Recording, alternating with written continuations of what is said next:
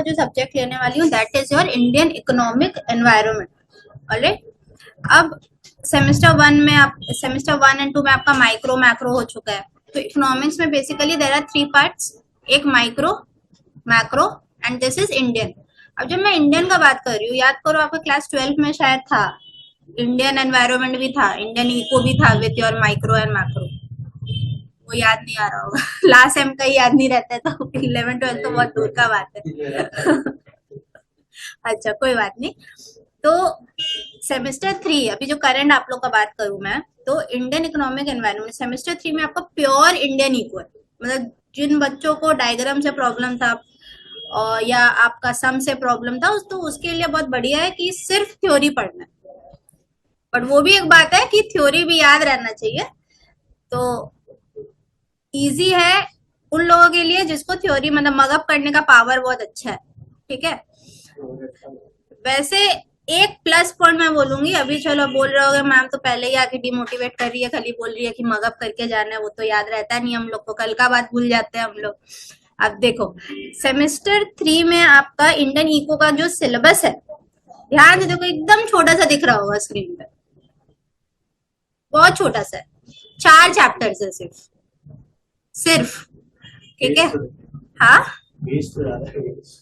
Page ज्यादा है, अरे पेज का कुछ नहीं है, बहुत इजी है, अगर समझ लोगे क्लास में तो फिर खुद से लिखना। देखो अगर मैं थ्योरी का बात करूं, हाँ रट्टा मारने का नहीं, पॉइंट्स याद होना चाहिए बस, फिर तो खुद ही लिख लोगे। अब जैसे फर्स्ट चैप्टर और फोर्थ चैप्टर मैं आपको अभी से बता दूं, सबसे इजी है। आज जैसे हम लोग स्टार्ट करेंगे with your first chapter Indian economic environment, basically introduction वाला चैप्टर है ये। चलो आगे बढ़े। अच्छा कितना मार्क्स का सब्जेक्ट है ये, वो पहले बात कर लेते हैं हम लोग। 75 मार्क्स का पेपर है ये, ठीक है। पास हो जाओगे, बैटरी लो नहीं हो रहा है तो चलो ठीक है। चलो अब हम लोग स्टार्ट करते हैं इंडियन इकोनॉमिक एनवायरनमेंट का। अब देखो आप लोग हो सीसीएफ के बच्चे, ठीक है। आपके पहले कौन थे, सीबीसीएस वाले बच्चे। सीबीसीएस वाले बच्चे को क्या करना पड़ता था, वो लोग का प्लानिंग कमीशन भी वो लोग को पढ़ना पड़ता था। प्लानिंग कमीशन आया था इन द ईयर 1950, सोचो मतलब एकदम आजादी का टाइम का, 1950 बोल रही हूँ, ठीक है। वो लोग क्या करते थे, प्लानिंग कमीशन के हिसाब से जो भी रूल्स एंड रेगुलेशंस होते थे वो पढ़ते थे। उसके बाद आया 2015 में नीति आयोग। नीति आयोग जो आया, नीति आयोग में क्या था, कभी नाम सुने हो, एकदम तो करंट है 2015 नहीं। हाँ मोदी जी लेके आए थे, तो क्या था उसमें, सोचो सोचो बता पाओगे एकदम।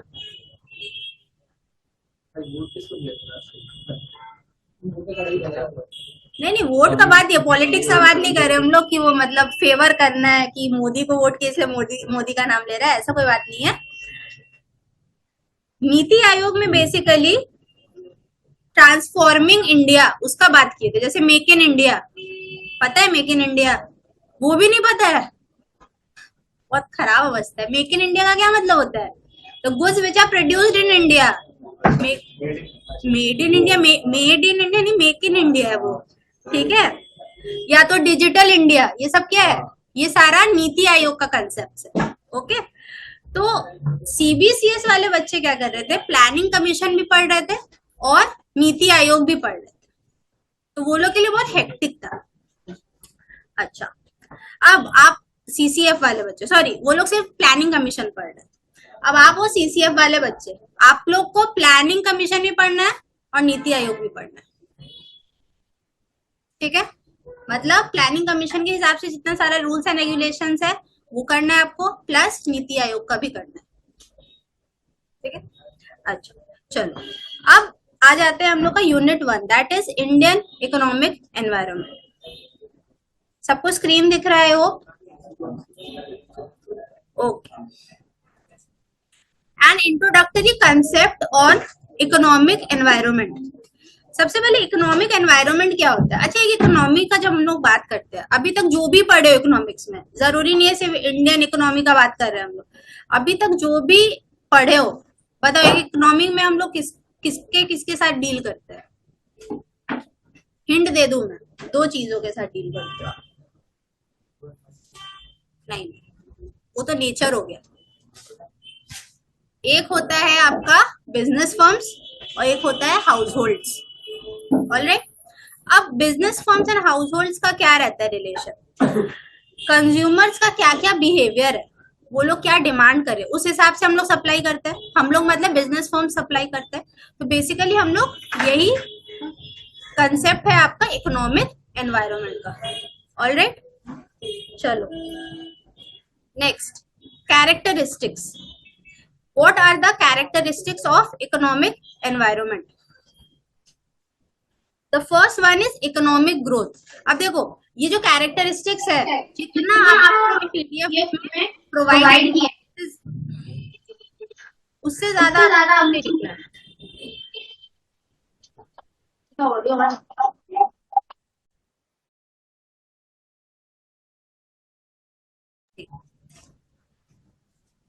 ये ज्यादा से ज्यादा 5 मार्क्स के लिए आएगा ये टॉपिक, दैट इज कैरेक्टरिस्टिक्स। जितना मैंने लिखवाया, जैसे फॉर एग्जांपल पॉइंट 1 में अगर एक लाइन लिखवाया है तो बस उतना ही एग्जाम में लिख के आना है, उससे ज्यादा कुछ भी इलेबोरेट करने का जरूरत नहीं है, because these are not main question या हाईलाइटेड क्वेश्चन। ऑलराइट, पहला है आपका इकोनॉमिक ग्रोथ। अच्छा, इकोनॉमी का ग्रोथ कैसे होता है?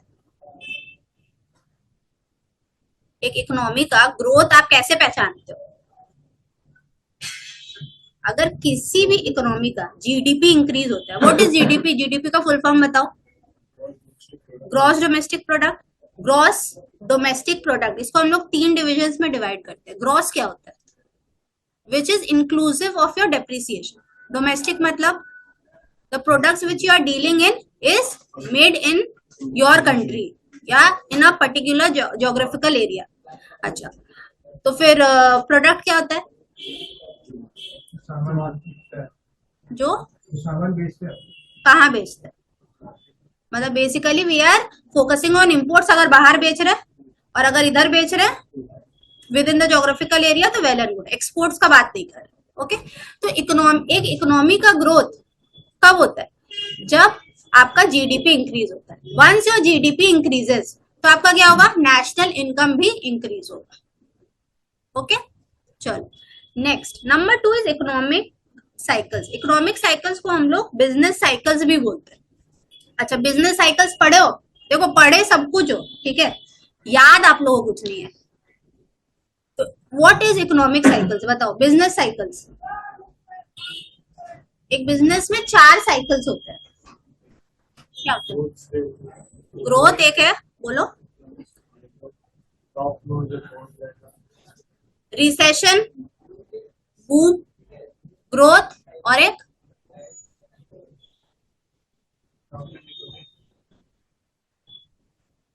नहीं बता पा रहे हो? 3 मैंने बता दिया आउट ऑफ 4, बताओ। डाउनफॉल, डिप्रेशन, ठीक है। चलो देखो, अब ये जो इकोनॉमिक साइकिल्स है, मतलब बिजनेस साइकिल्स, इनका अपना अपना एक टाइम आता है, ठीक है, इकोनॉमी में। तो इनका क्या क्या रिपरकशन होता है ईच टाइम, हम लोग उसके बारे में पढ़ते हैं इन इकोनॉमिक साइकिल्स। अब जैसे एग्जांपल ले लो, अगर सपोज बूम पीरियड चल रहा है, बूम पीरियड का मतलब क्या होता है बताओ? सेल बहुत अच्छा है, अच्छा हो रहा है, मतलब आपका business is flourishing. Business is flourishing मतलब your business firms are producing more goods and services, और उतना सेल भी हो रहा है मार्केट में। तो जब ऐसा होता है तो फिर क्या होता है? ये समझ आता है कि कस्टमर्स आर या कंज्यूमर्स आर डिमांडिंग मोर। जब कंज्यूमर्स आर डिमांडिंग मोर, ठीक है, बिजनेस फर्म्स का तो प्रॉफिट हो रहा है। What about the salaried persons, जो लोग जॉब में है, क्या वो लोग का भी सैलरी इंक्रीज होता है? क्या लग रहा है? नहीं। तो इससे हम लोग को ये समझ में आता है कि अगर बूम पीरियड है, जैसे मैंने एग्जांपल लिया बूम पीरियड का, तो उसमें बिजनेस तो फ्लरिश कर रहा है, but it is not necessary कि सैलरीड जो पर्संस है वो लोग का सैलरी भी इंक्रीज हो। तो दोनों के लिए जो रेपरकशन है वो दोनों डिफरेंट है, जो मैंने आपको बोला, for business firms and households, ठीक है। चलो नेक्स्ट इज इन्फ्लेशन। अच्छा, इन्फ्लेशन क्या होता है? नाम सुने इन्फ्लेशन का?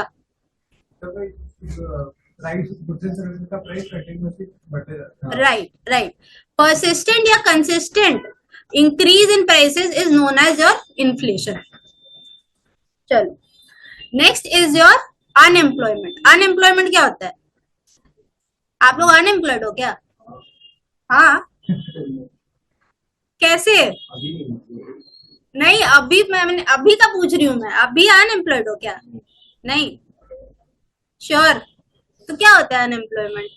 पहले बोल रहे थे हाँ अनमोल, हाँ हम अनएम्प्लॉयड थे, अभी बोल रहे नहीं है, मतलब जब जॉब में हम लोग काम कर रहे फिर हम लोग काम से निकाल गए या फिर निकल गए, राइट उसके बाद जॉब नहीं निकल। राइट दो टर्म्स होते हैं देखो, एक होता है अनएम्प्लॉयमेंट, एक होता है अंडर एम्प्लॉयमेंट। ठीक है, अनएम्प्लॉयमेंट का मतलब क्या होता है कि when you were in a job और आपको ले ऑफ कर दिया गया या निकाल दिया गया ड्यू टू XYZ रीजन, उसमें नहीं जाएंगे। ठीक है, सोचो आप बदमाशी कर रहे हो, काम नहीं कर रहे हो, आके अड्डाबाजी कर रहे हो ऑफिस में, तो आपको निकालेगा ही। ठीक है, तो देखो India is a developing country, ये मानते हो या डेवलप्ड है? डेवलपिंग है। क्यों डेवलपिंग है? क्योंकि हम लोग का माइंडसेट ऐसा है कि हम लोग को सिर्फ खाना है और घूमना है, पढ़ लिख के कुछ बनना नहीं है। अगर ऐसा रहेगा मुंह तो फिर क्या होगा? अनएम्प्लॉयमेंट ही होगा ना।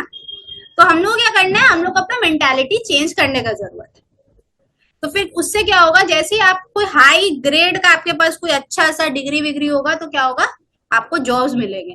वरना लोग यूएस कनाडा क्यों भाग रहे हैं जॉब के लिए? क्योंकि यहाँ पे लोग उतना एम्प्लॉयड, उतना पढ़े लिखे ही नहीं है और यहाँ पे जॉब्स भी नहीं है उतना अच्छा, इससे सारे लोग क्या कर रहे हैं, फॉरेन भाग रहे हैं। ठीक है, next is your government policies. अच्छा गवर्नमेंट कौन सा पॉलिसीज को रेगुलेट करता है, बता पाओगे? नहीं, नाम है एक, मॉनेटरी पॉलिसी गवर्नमेंट रेगुलेट करता है, नाम है एक। चलो हिंट दे दे, F से स्टार्ट होता है। फिस्कल, फिशल क्या होता है? Fiscal policy, right. तो फिस्कल पॉलिसी बेसिकली कौन रेगुलेट करता है? आपका गवर्नमेंट। अब फिस्कल पॉलिसी का जितना रूल्स एंड रेगुलेशंस है वो आपका गवर्नमेंट बनाता है। अब सोचो एग्जाम्पल लो एक कि सपोज आपके अभी इकोनॉमी में इन्फ्लेशन चल रहा है, तो गवर्नमेंट को भी क्या करना चाहिए? इन्फ्लेशन चल रहा है मतलब हर चीज का प्राइस हाई है, इससे आप क्या समझते हो? तो गवर्नमेंट को क्या करना चाहिए, यहाँ पे टैक्स का रेट हाई कर देना चाहिए। क्यों? क्योंकि जब हर चीज का प्राइस का दाम ज्यादा है मतलब लोगों के पास हाथ में पैसा बहुत है। अनटिल अनलेस गवर्नमेंट टैक्स का प्राइस हाई करता है, टैक्स का रेट एक्चुअली हाई करता है, तब तक क्या होगा, लोगों के पास पैसा रहेगा। टैक्स का रेट जैसे ही आप हाई करोगे आपको आपके पॉकेट से पैसा निकलेगा, फिर क्या होगा, जो इकोनॉमी में पैसा है वो स्टेबलाइज हो जाएगा। समझ आया? चलो next is your income distribution. Income distribution fair है क्या हमारे इकोनॉमी में? इंडिया में फेयर है क्या? नहीं है। क्यों नहीं है?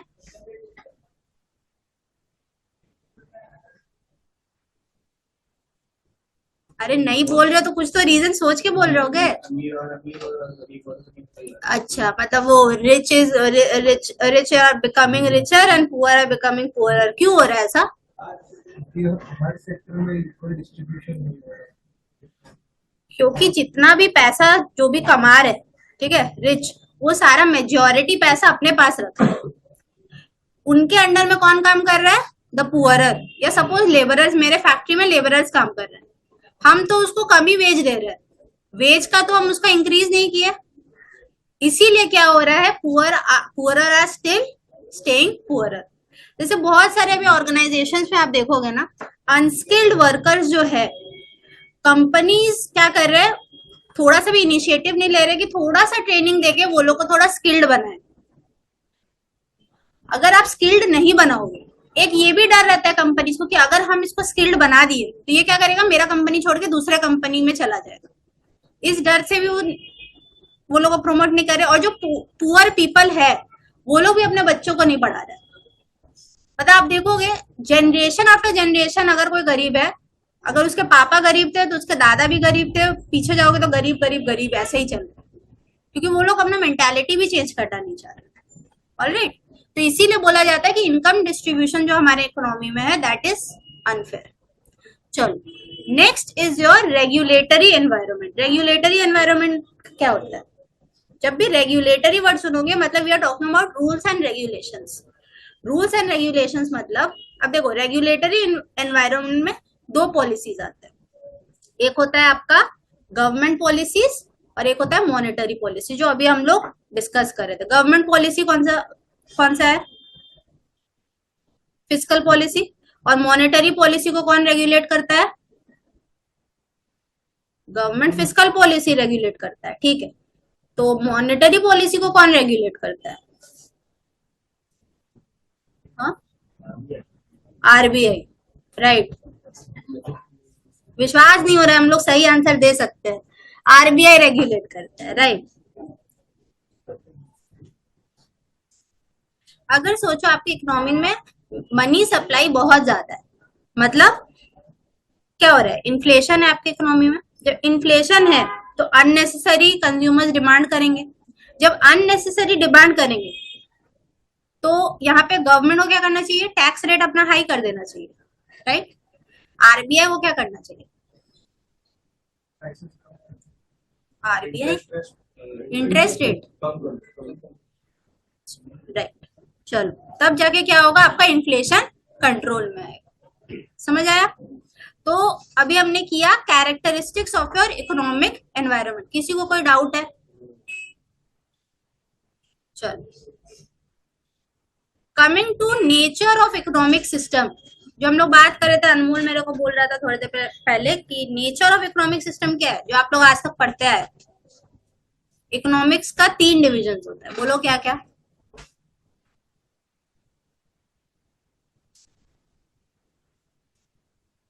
इकोनॉमिक्स में हमने 3 डिविजन में पढ़ाई की, एक माइक्रो किया, एक मैक्रो किया और एक अभी इंडियन कर रहे हैं इन दिस सेमेस्टर। बट जब हम लोग बात करें नेचर ऑफ इकोनॉमिक सिस्टम, इसका मतलब होता है नेचर में देयर आर 2 नेचर्स, एक होता है माइक्रो, एक होता है मैक्रो। अब मेरे को बताओ माइक्रो क्या होता है?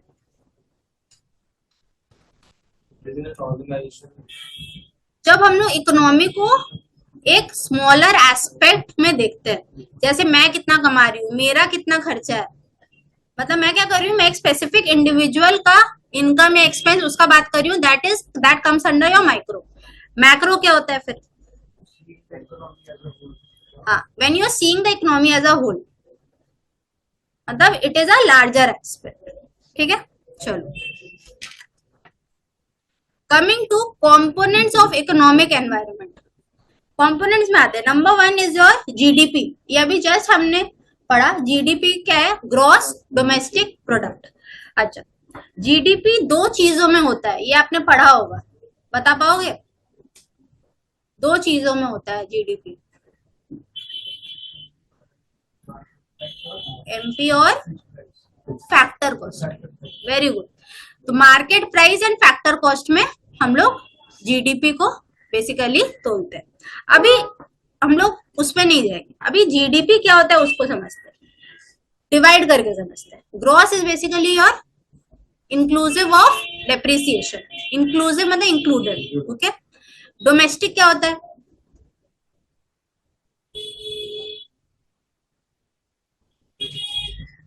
जो भी प्रोडक्ट हम लोग बना रहे हैं उससे हम लोग को इनकम आ रहा है, ठीक है, दैट इज योर डोमेस्टिक्स। मतलब Indians who are working in India,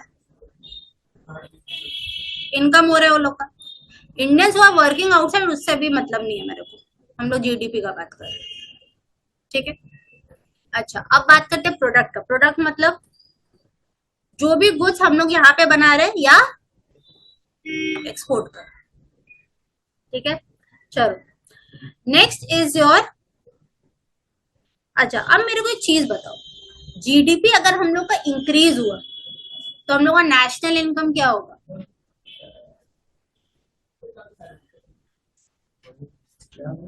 GDP अगर हमारा इंक्रीज हुआ तो नेशनल इनकम क्या होगा? नेशनल इनकम कम रहेगा। बढ़ेगा ना। ग्रॉस डोमेस्टिक प्रोडक्ट का मतलब क्या हुआ? Whatever you are making in your country and selling it, ठीक है, तो आपका इनकम हुआ ना, तो आपका तो इकोनॉमी का ग्रोथ हो रहा है।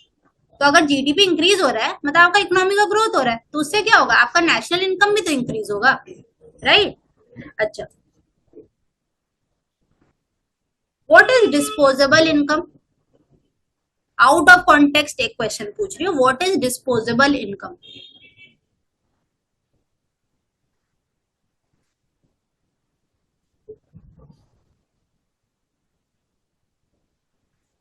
जो पैसा आप लोग उड़ाते हो क्लब में जाके, डिस्को में जाके, आप जो पैसा उड़ाते हो उसको बोलते हैं डिस्पोजेबल इनकम। मतलब एक्स्ट्रा पैसा आपके पास तभी उड़ा पा रहे हो ना। तो यही बोला जा रहा है, जब आपका जीडीपी इंक्रीज होगा, आपका नेशनल इनकम इंक्रीज होगा, तो फिर क्या होगा? टैक्स रेट हाई होगा या लो होगा? जीडीपी इंक्रीज हो रहा है मेरा, नेशनल इनकम भी इंक्रीज हो रहा है, तो टैक्स क्या होगा? टैक्स भी तो इंक्रीज होगा। इनकम होगा तो क्या टैक्स चुप बचा के रखोगे अपने पॉकेट में? नहीं ना। तो टैक्स भी आपका इंक्रीज हो रहा है, राइट? तो जब आपका इनकम इंक्रीज हो रहा है तो आपका डिस्पोजेबल इनकम भी इंक्रीज होता है। All right, next is your unemployment. Unemployment क्या होता है? हाँ, बेरोजगारी, ठीक है। अनएम्प्लॉयमेंट और पॉवर्टी, ये दो टर्म्स है ना जो साइड बाय साइड चलते हैं। अनएम्प्लॉयमेंट को हम लोग को रिड्यूस करना होता है। अब देखो, दो टर्म्स होते हैं, एक होता है आपका इकोनॉमिक ग्रोथ और एक होता है इकोनॉमिक डेवलपमेंट। इकोनॉमिक ग्रोथ क्या होता है? इकोनॉमी तब ग्रो करता है जब पैसा होता है एक इकोनॉमी में। अब जैसे मैं बोलूं कि मेरे घर में अगर सपोज 4 जन है, चारों पैसा कमा रहे हैं, ठीक है, अब वो सही मीन से कमा रहे हैं या गलत मीन से कमा रहे हैं is none of our lookout, ठीक है। सपोज मैं चोरी करके पैसा ला रही हूँ घर में, वहीं पे सपोज मेरी बहन है, वो क्या कर रही है, वो एक डिग्री लेके अच्छी जगह पे जॉब करके पैसा ला रही है, इन घर में तो पैसा आ रहा है ना। तो वी आर कंसर्न अबाउट कि पैसा तो आ रहा है, कैसे आ रहा है दैट इज नॉट इम्पोर्टेंट। इसीलिए इसको बोलते हैं इकोनॉमिक ग्रोथ। मतलब क्वांटिटेटिव टाइम टर्म्स में आपका बात होता है when we are talking about economic growth. अच्छा, तो फिर इकोनॉमिक डेवलपमेंट क्या होता है? इकोनॉमिक डेवलपमेंट में आप चोरी किया हुआ पैसा को नहीं गिनते हो। इकोनॉमिक डेवलपमेंट होता है जब आप कोई अच्छा डिग्री लेके किसी अच्छी जगह पे काम करके पैसा कमा रहे हो। जैसे मेरे पास डिग्री है तो फिर मैं यहाँ आके आप लोगों को पढ़ा रही हूँ, इससे मेरा जो इनकम हो रहा है तो मैं क्या कर रही हूँ, कंट्रीब्यूट कर रही हूँ to the government by paying taxes. तो मेरा क्या हो रहा है, एक पैसा मेरे घर आ रहा है इनकम से, that is my economic growth, मतलब क्वांटिटेटिव टर्म्स। और एक जो मैं टैक्स पे कर रही हूँ टू द गवर्नमेंट, तो क्वालिटेटिव टर्म्स में काम। मतलब जब इकोनॉमिक ग्रोथ का बात कर रहे हैं तो सिर्फ क्वांटिटी के हिसाब से बढ़ रहा है, बट इकोनॉमिक डेवलपमेंट में क्वांटिटी एंड क्वालिटी दोनों का बात है, ठीक है। चलो, नेक्स्ट इज योर इन्फ्लेशन। देखो बार बार यही सेम पॉइंट्स आते हैं, इसलिए मैं बोल रही थी मगअप करने का जरूरत नहीं है, पॉइंट्स याद रहेगा तो वही चीज आप एक्सप्लेनेशन बार बार लिख सकते हो। चलो बताओ, इन्फ्लेशन क्या होता है? अभी तो बात की हम लोग, बोलो। जो लगातार आपका प्राइसेस बढ़ता रहता है। तो प्राइस कंट्रोल करने के लिए क्या करना पड़ता है?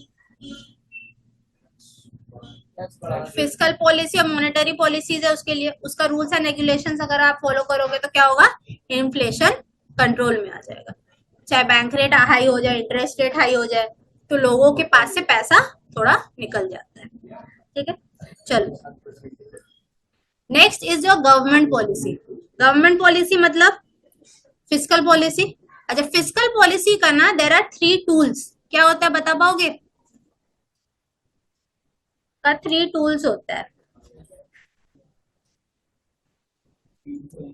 एक होता है टैक्स, ठीक है, एक होता है पब्लिक एक्सपेंस और एक होता है पब्लिक बोरोइंग्स। 3 टूल्स होते हैं फिस्कल पॉलिसी। क्या क्या बोला मैंने? एक टैक्स होता है, public expense and public borrowings, ये हो गया फिस्कल पॉलिसी का 3 tools. What about monetary policy का 3 टूल्स, बता पाओगे? Monetary policies are regulated by RBI, तो 3 टूल्स बताओ, बता पाओगे? कोशिश करो बता पाओ। मैम फिस्कल पॉलिसी क्या बोले आप? 3 टूल्स होते हैं। टैक्स, पब्लिक एक्सपेंस और पब्लिक बोरोइंग्स। हाँ हाँ, इंटरेस्ट रेट नहीं बोलेंगे, बैंक रेट बोलेंगे। एक बैंक रेट हो गया, और नहीं बोरिंग नहीं, सीआरआर एंड एसएलआर पढ़े हो? याद आ रहा है कुछ कुछ? 12 में पढ़े थे। चलो 12 का याद आ गया, अच्छा बात है। तो गवर्नमेंट, यहाँ पे गवर्नमेंट का क्या काम है? इन सारे चीजों को रेगुलेट करना। ऑलराइट, अच्छा अब जैसे एग्जांपल ले लो डिफ्लेशन। डिफ्लेशन में पब्लिक के पास पैसा नहीं होता है, तो पब्लिक कहाँ जाती है पैसों के लिए? बैंक के पास जाती है कि मेरे को लोन दे दो। तो बैंक क्या सोचेगा? बैंक सोचेगा कि लोगों को अट्रैक्ट करना है ताकि वो आके मेरे से लोन ले। तो क्या करेगा? बैंक रेट अपना हाई करेगा या लो करेगा? कम कर देगा, राइट, ताकि ज्यादा से ज्यादा लोग आए उनके पास और लोन ले। ठीक है, वैसे ही इन्फ्लेशन में क्या होगा? इंटरेस्ट रेट हाई कर देगा ताकि लोग सोचे कि मेरे को और लोन नहीं लेना। जैसे विजय माल्या लोन लेके भाग गया ना, पैसा लेके भाग गया। नीरव मोदी पैसा लेके भाग गया। अब इंटरेस्ट रेट नहीं बढ़ाएगा तो फिर यही होगा ना। अब सोचो वो लोग के पास ऐसे ही पैसा है, वो लोग तब भी इतना करोड़ का लोन लेके भाग गया। उसकी वजह से क्या हुआ था? पीएनबी बैंकरप्ट के कगार पे आ गया था ना लास्ट में। तो अभी सारा मर्ज हो गया, 3 बैंक शायद मिलके, पीएनबी और पता नहीं कौन सा बैंक मिलके मर्ज हो गया। तो ऐसा सिचुएशन लाना ही क्यों है? गवर्नमेंट को तो बार बार रेगुलेट करना चाहिए ना इन सब चीजों को। ऑलराइट, चलो next is your reforms in the banking sector. अच्छा, इकोनॉमिक रिफॉर्म्स कौन से ईयर में आया था? कोई बता पाएगा?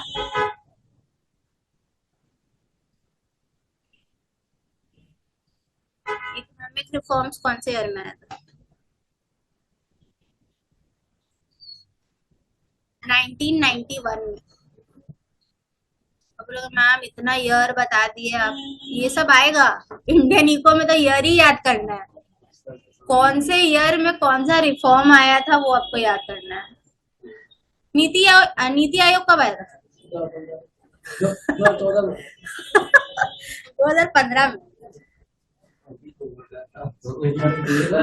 अच्छा, प्लानिंग कमीशन कब आया था? 1951। सब बढ़ा दे रहे, एक में कम कर दे रहे हो। 1950 में। 5 साल। चलो, तो रिफॉर्म्स इन बैंकिंग सेक्टर मतलब आपका जो इकोनॉमिक रिफॉर्म्स आया था 1991 में आया था। उसके साथ एलपीजी भी आया था। एलपीजी क्या है? गैस मत बोलना, सिलेंडर जो मम्मी लगाती है खाना बनता है घर पे, वो मत बोलना। एलपीजी क्या होता है? What is the full form of LPG? Liquid petroleum gas बोल रहे हो हर्ष? क्या बोल रहे हो?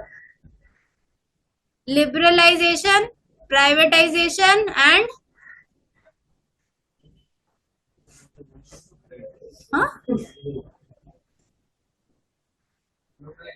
Globalisation, right. तो क्या होता था बैंकिंग सेक्टर में? जितना भी कोई भी रूल्स एंड रेगुलेशंस आता था, ठीक है, तो वो डिसीजन कौन लेता था? आरबीआई लेता था। बट अभी क्या हो गया? कमर्शियल बैंक को अगर सोचो बहुत ज्यादा कोई क्रूशियल डिसीजन नहीं है तो कौन लेता है? कमर्शियल बैंक खुद लेता है। कोई क्रूशियल डिसीजन हुआ तो फिर आरबीआई से परमिशन लेके कमर्शियल बैंक को काम करना पड़ता है। ऑलराइट,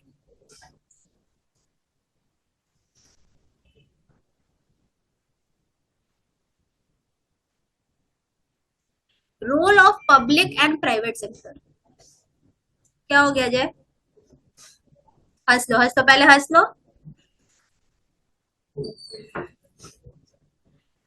अच्छा, role of public and private sector. अब देखो, पहले जो भी बिजनेस करना होता था उसके लिए क्या करना होता था? लाइसेंस लेना पड़ता था, राइट।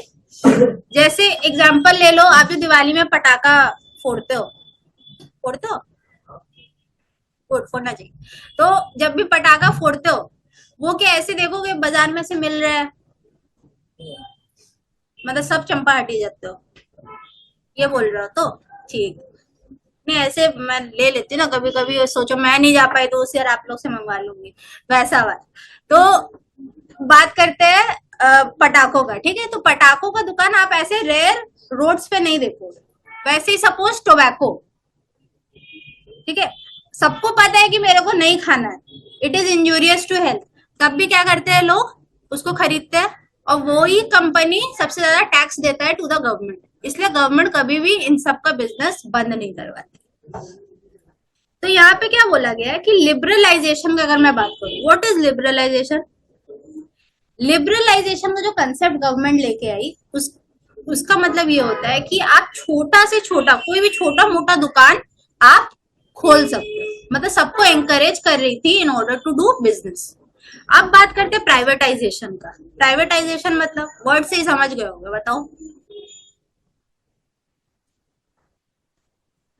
देखो पहले के जमाने में जितनी सारी कंपनियां होती थी, ठीक है, पहले मैक्सिमम गवर्नमेंट कंपनीज होती थी, ठीक है। क्योंकि मैक्सिमम गवर्नमेंट कंपनीज होती थी वो लोग लॉस मेकिंग कंपनीज भी बनती जा रही थी।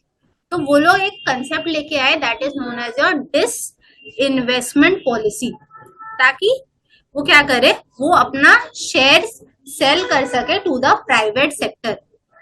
जितना भी गवर्नमेंट कंपनीज है वो लोग क्या कर रहे थे, अपना shares they were selling to the private sector. तो इसमें इसकी वजह से क्या हो रहा था कि जो प्राइवेट कंपनीज है वो लोग माइनॉरिटी शेयर होल्डर्स बन जा रहे थे of that public company, right. तो इसके थ्रू क्या हो जा रहा था, प्राइवेट सेक्टर का, आप कोई भी प्राइवेट फर्म का अगर प्रोडक्ट खरीदो या वो लोग का आप सपोज बैलेंस शीट या पीएल देखो, तो वो लोग का देखोगे हमेशा प्राइस हाई रहता है प्रोडक्ट्स का। वैसे ही अगर आप पब्लिक कंपनी का देखो या गवर्नमेंट कंपनीज का देखो, वो लोग का प्राइस क्या रहता है, कंपेरेटिवली लो रहता है rather than प्राइवेट कंपनीज। तो ये जो डिसइन्वेस्टमेंट पॉलिसी गवर्नमेंट कंपनीज लेके आए थे ताकि क्या करे, प्राइवेट कंपनीज मेरा शेयर्स खरीदे। ये क्यों किया गया था, ताकि प्राइवेट कंपनीज और आए मार्केट में और बिजनेस करे, प्राइसेस बढ़े। प्राइसेस बढ़ेगा तो फिर क्या होगा, इकोनॉमी में पैसा आएगा, ठीक है। Last is globalisation. ग्लोबलाइजेशन क्या होता है, जब आप अपना प्रोडक्ट्स बाहर बेचोगे, मतलब हमारे कंट्रीज के बाउंड्री के बाहर, मतलब एक्सपोर्ट्स का बात कर रही हूँ मैं। जब आप बाहर बेचोगे अपना प्रोडक्ट्स तो क्या करोगे, आप ज्यादा अर्न कर पाओगे। rather than imports में आप क्या करो, आपका खर्चा हो रहा है, बट एक्सपोर्ट्स में क्या हो रहा है, आपका इनकम हो रहा है। यही कंसेप्ट था आपका ग्लोबलाइजेशन। ऑलराइट, चलो next is your balance of trade and balance of payment. अच्छा, बैलेंस ऑफ पेमेंट क्या होता है,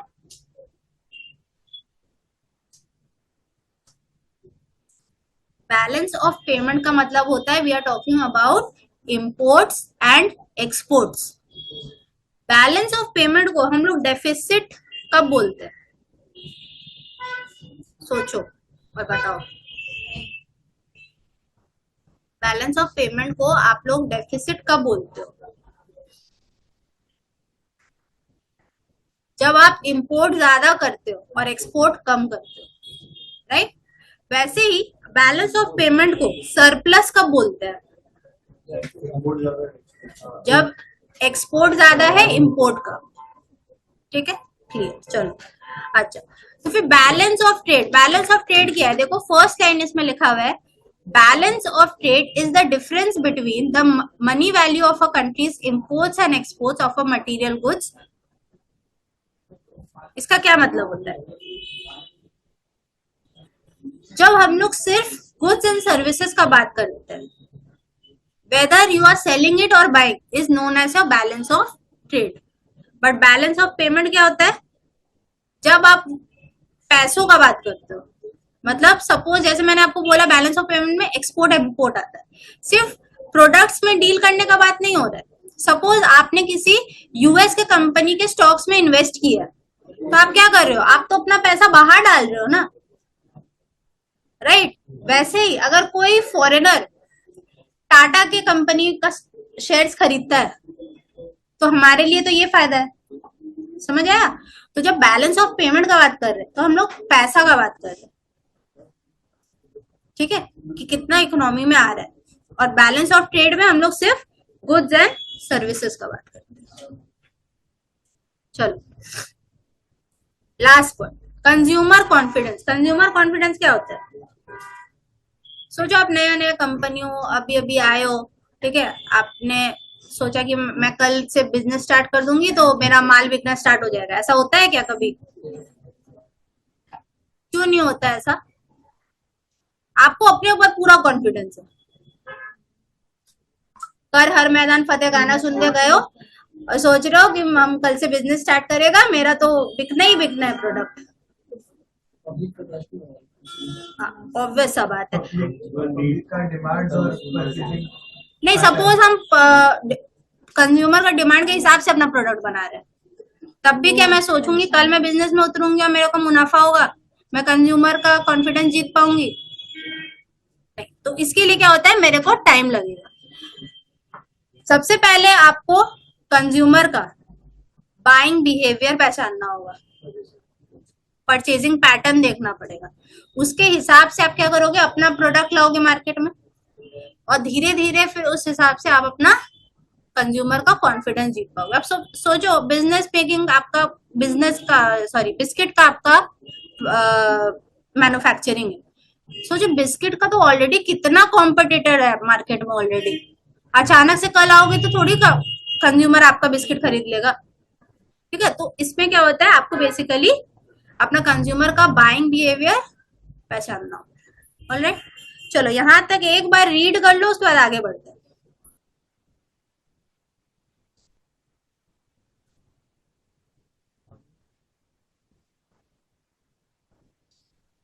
ये लो,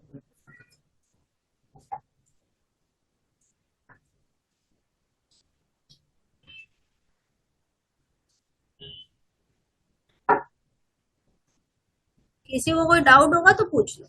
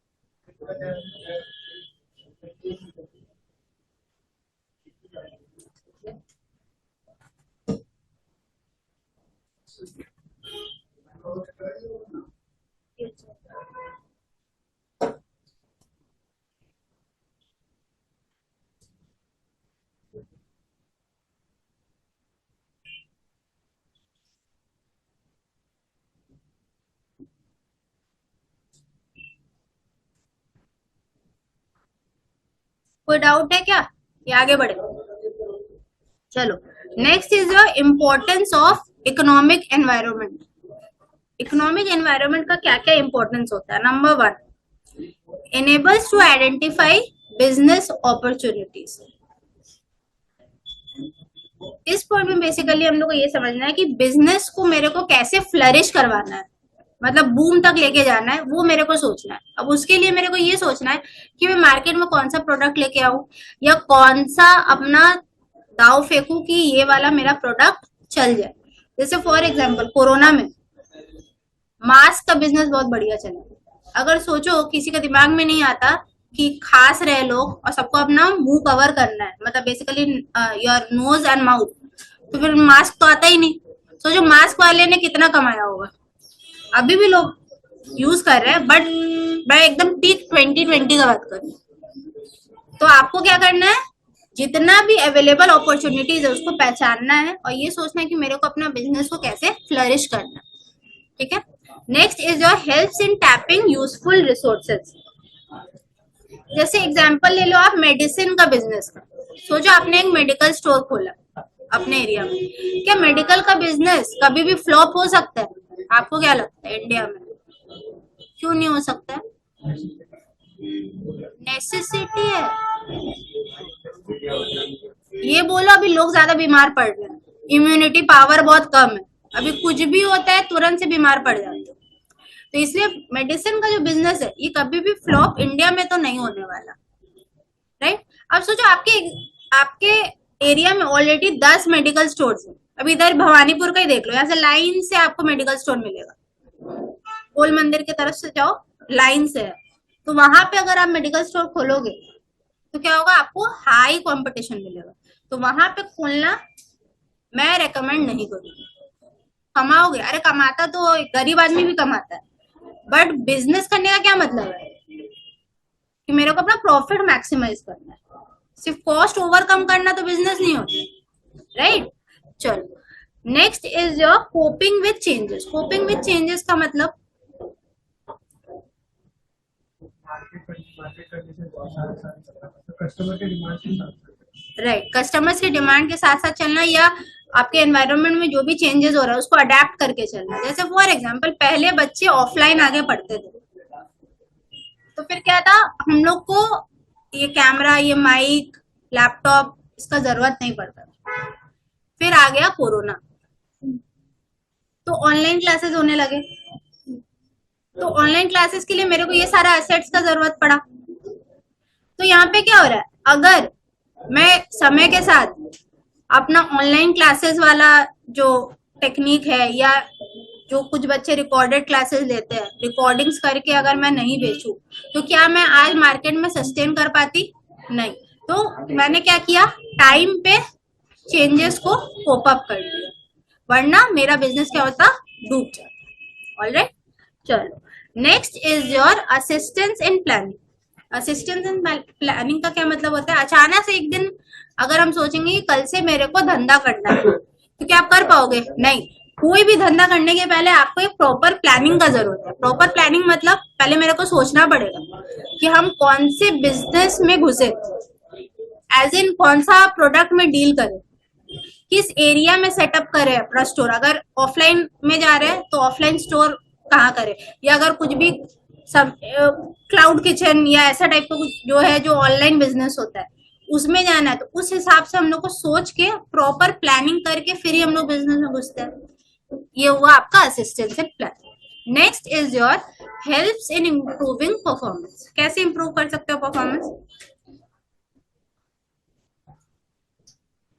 अगर आप सब कुछ प्रॉपरली करो, ठीक है, मतलब कंज्यूमर का demand, you're coping up with changes, you are working with planning, तो क्या होगा, आपका GDP of the economy will increase.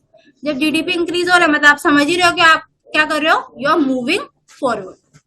Alright, चलो नेक्स्ट सबसे इंपॉर्टेंट टॉपिक है इस चैप्टर का, economic growth and economic development.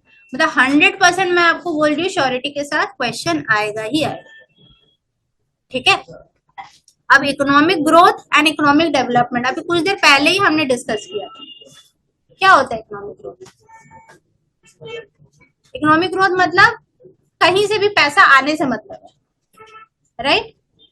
या आप चोरी करके पैसा घर पे लाओ या सही मीन से कमा के लाओ, ये हुआ इकोनॉमिक ग्रोथ। मतलब क्वांटिटेटिव टर्म्स में आपका इंक्रीज हो रहा है। And what is economic development? Quality and quantity दोनों के टर्म्स पे इंक्रीज हो रहा है, ठीक है। ये पॉइंट अगर याद करोगे तो जब डिफरेंस आएगा तो यही पॉइंट लिखना है आपको पहला। ऑलराइट, चलो हम लोग ये भी बोलते हैं कि economic growth is a subset of economic development, ठीक है। Economic development is basically a wider concept and economic growth is a narrower concept. ये देखो यहीं पे 3 डिफरेंस हम बता दिए आप लोग को। अच्छा, अब आते हैं factors of economic growth and development, very important. सबसे पहले फैक्टर्स पढ़ते हैं हम लोग इकोनॉमिक ग्रोथ का। पहला है आपका ह्यूमन रिसोर्सेज। अभी सोचो आप लोग बीकॉम कर, ठीक है, वो भी बहुत मुश्किल से, पढ़ने का मन नहीं है मैम, इंडियन इको में तो भर भर के थ्योरी है, कैसे पास करेंगे, बस पास हो जाएंगे।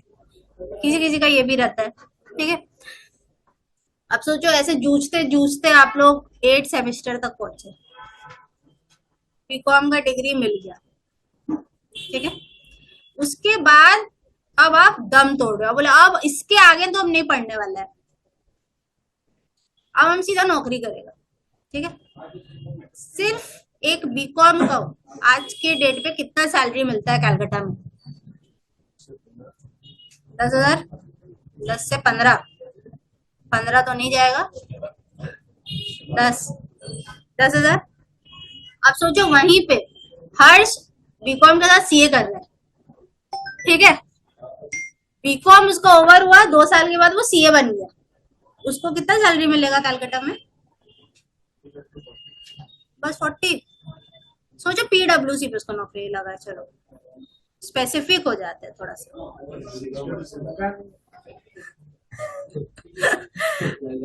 चलो ठीक है, उसको स्टार्टिंग 70 to 80 पकड़ते हैं। सोचो फर्स्ट रैंक होल्डर है, ठीक है, एक तो मिलना ही चाहिए। हर्ष बोल रहा है मैम एक तो मिलना ही चाहिए, ठीक है। रियलिटी में ऐसा होता नहीं है, 60 to 70 मिलता है, ठीक है। तो यहाँ पे डिफरेंस हो गया एक, क्या डिफरेंस हो गया ह्यूमन रिसोर्स का? 2 तरीके का ह्यूमन रिसोर्स है मेरे बिजनेस में। एक अनमोल जो सिर्फ बीकॉम करके आया, उसको मैं 10 दे रही हूँ, और एक हर्ष जिसको मैं 60 दे रही हूँ, वो सीए करके आया, ठीक है। तो हम लोग को किस पे फोकस करना है? हमको अपना ह्यूमन रिसोर्स पे फोकस करना है, मतलब जितना स्किल्ड हो उतना इकोनॉमी का ग्रोथ बढ़ता है, ठीक है। Next is your infrastructure development. Infrastructure का डेवलपमेंट कैसे होता है? सोचो, जब आप कॉस्ट अपना कम करते हो और प्रॉफिट को मैक्सिमाइज करते हो, cost minimisation and profit maximisation, यही तो पढ़ते आए हो आज तक। तो आपका कॉस्ट कैसे कम होता है? एक बिजनेस फर्म, सोचो अगर किसी के पापा का बिजनेस है, तो पापा का भी तो मेन मोटिव यही है कि हमको अपना कॉस्ट मिनिमाइज करना है और प्रॉफिट मैक्सिमाइज करना है। तो वो कॉस्ट कैसे मिनिमाइज करेंगे? जो लेबरर्स को वो रखे हैं अपने कंपनी में, उसको वेज कम देके, वो भी तो कॉस्ट के अंडर में आता है ना। तो अगर हम अपना लेबरर्स को कम पैसा देंगे तो मेरा कॉस्ट ऑटोमेटिकली कम हो जाएगा, और फिर उस चक्कर में क्या है, हम अपना प्रॉफिट को मैक्सिमाइज कर सकते हैं, ठीक है। या तो सपोज हम सोचे कि हम सेकेंड हैंड मशीनरी लगाएंगे अपना बिजनेस में, तब भी मेरा कॉस्ट कम होगा। जैसे बहुत सारे लोग हैं second hand mobile phone use करते हैं, और सोचो जो मोबाइल फोन आपने खरीदा है वो पहले से ही कोई उस पे फ्रॉडुलेंट काम कर चुका है, आपको तो पता नहीं, आप तो सेकंड हैंड ले रहे हो, लेकिन कुछ दिन के बाद पुलिस आपको पकड़ के ले जाती है। इसलिए कभी भी सेकंड हैंड चीजें यूज नहीं करना चाहिए। चलो, पहले तो कॉस्ट कम होगा सोच के फोन खरीद लिए सेकंड हैंड, लेकिन बाद में तो पुलिस पकड़ के ले गई, तो छुड़वाने के लिए तो ज्यादा पैसा देना पड़ा, ठीक है। चलो, next is your planned utilisation of natural resources. ये क्या होता है? Planned utilisation of natural resources का मतलब होता है, देखो कंपनी 2 काम करती है, क्या? एक, या तो रॉ मटेरियल्स बाहर से खरीद के लाती है फॉर डूइंग देयर मैन्युफैक्चरिंग, या तो खुद ही रॉ मटेरियल्स बनाती है। फिनिश्ड गुड्स तो बनाती है दोनों केस, बट रॉ मटेरियल्स या तो बाहर से लाती है तो बाहर खर्चा करना पड़ता है, और अगर खुद बनाती है रॉ मटेरियल्स तो उसका खर्चा कम पड़ता है। क्यों? जैसे फॉर एग्जांपल आप ले लो कोल माइंस का या ऑयल रिफाइनरीज का, खुद ही ऑयल निकाल रहे हैं और ऑयल से बहुत सारे चीज प्रोडक्ट्स बना रहे हैं। तो यहाँ पे क्या हो रहा है, रॉ मटेरियल्स का मेरा खर्चा बच गया और मेरा फिनिश्ड गुड्स भी जो है मैं खुद ही बना रही हूँ, तो ओवरऑल जो मेरा कॉस्ट है वो मेरा कम लग रहा है, ठीक है। चलो, next is your population growth. इसके बारे में आपका क्या कहना है? पॉपुलेशन ग्रोथ, पॉपुलेशन ग्रोथ बढ़ेगा तो लेबर ज्यादा होगा। पॉपुलेशन ग्रोथ, पॉपुलेशन का अगर ग्रोथ होगा तो अनएम्प्लॉयमेंट भी तो इंक्रीज होगा, अनएम्प्लॉयमेंट इंक्रीज होगा तो क्या होगा, पॉवर्टी भी इंक्रीज होगा। तो हम लोग को क्या करना चाहिए, हम लोग के हाथ में नहीं है, मत बोलना पॉपुलेशन ग्रोथ रोक देंगे ठीक है। रेस्ट्रिक्शन तो इंडिया में लगने से रहा, ठीक है, रियलिटी का अगर बात करें तो नहीं लगेगा। ऐसे हवा में बोल सकते हैं हम लोग कि हाँ ठीक है रूल्स बना दिए तो हो सकता है। चाइना में हुआ है, एक्चुअल में हुआ है वहां पे। तो पॉपुलेशन ग्रोथ अगर हुआ तो मैक्सिमम लोग क्या होते हैं, लेबरर्स बनते हैं, राइट। क्योंकि पैसा नहीं है, पैसा नहीं है तो फिर पढ़ाएगा कौन अपने बच्चों को, जब पढ़ेगा ही नहीं तो स्किल्ड बनेगा नहीं, जब स्किल्ड नहीं बनेगा तो अच्छा सैलरी नहीं मिलेगा उसको कहीं पे, ठीक है। तो हम लोग का मेन मोटिव क्या होना चाहिए, पॉपुलेशन ग्रोथ रोको, एक बच्चा या दो बच्चा उसको अच्छे से पढ़ाओ, स्किल्ड बनाओ, फिर काम दो उतारो। चलो next is your advancement in technology. Advancement in technology मतलब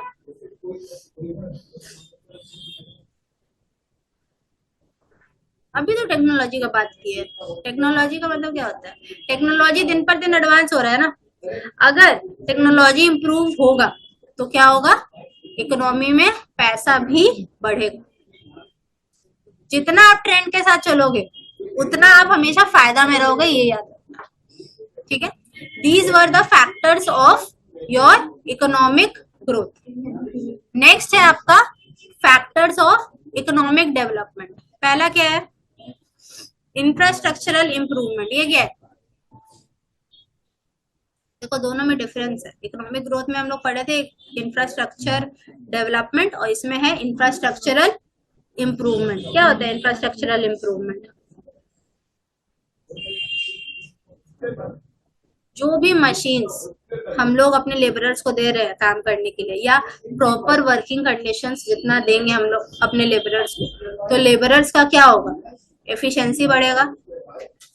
तो वो लोग के दिमाग में एक बार भी नहीं आएगा कि मेरे को ये कंपनी छोड़ के जाना है ना। तो जितना प्रॉपर वर्किंग कंडीशंस दोगे, जितना आप अच्छा मशीन दोगे वो लोग को काम करने के लिए, उतना वो लोग को आप रिटेन कर पाओगे अपने कंपनी में, ठीक है। या तो सपोज कोई अनस्किल्ड वर्कर है, उसको आप प्रॉपर ट्रेनिंग दो, उसको स्किल्ड बनाओ, तो उसका ही मन करेगा चलो मेरा क्या हो रहा है, एड ऑन हो रहा है स्किल्स, तो मैं रहूंगा इस कंपनी में, ठीक है। Next is education. एडुकेशन क्या होता है, अभी देखो अभी तो आप लोग पढ़ रहे हो, जब जॉब करने के लिए जाओगे तो सुनने में आएगा कि companies want experience professionals in their company. अगर सब एक्सपीरियंस चाहिए वो लोग को तो फ्रेशर्स का क्या होगा, हम लोग कहाँ से सीख के आएंगे। एक फ्रेशर ही तो एक टाइम के बाद एक्सपीरियंस बनता है, कोई तो एक्सपीरियंस होके नहीं जाता। तो यहाँ पे ये बोला जा रहा है कि तुम जो फ्रेशर्स है वो लोग को सिखाओ, वो लोग को ट्रेनिंग दो और वो लोग का स्किल्स अपग्रेड करो। चलो next is your increase in capital. Increase in capital क्या होता है,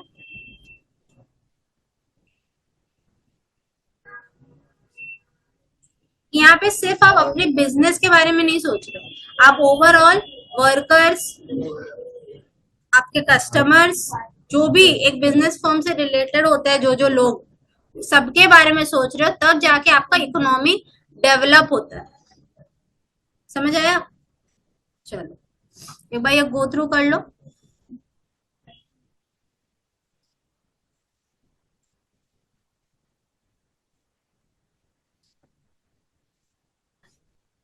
जय एक बार पढ़ो।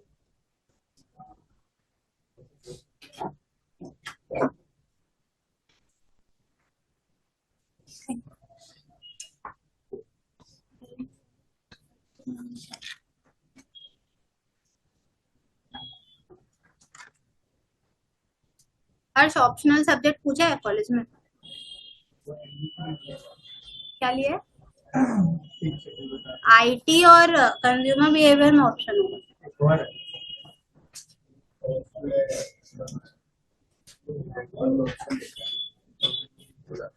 सिलेबस है आप लोग के पास, सिलेबस भी नहीं है, राम भरोसे चल रहे हो। तो देखा था स्कूल है ऑप्शनल रहता है इतना होता है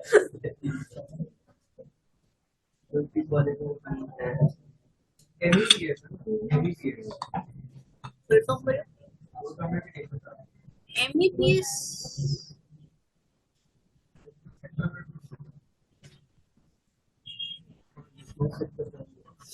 अभी अभी वो क्लास अच्छा आप ले लियो क्या पहले सेम वन सेम थ्री का सेम वन में ही सब सिलेक्ट करना था सेम टू के लिए भी सेम थ्री अच्छा माइनर सब्जेक्ट है ना हाँ हाँ माइनर सब्जेक्ट है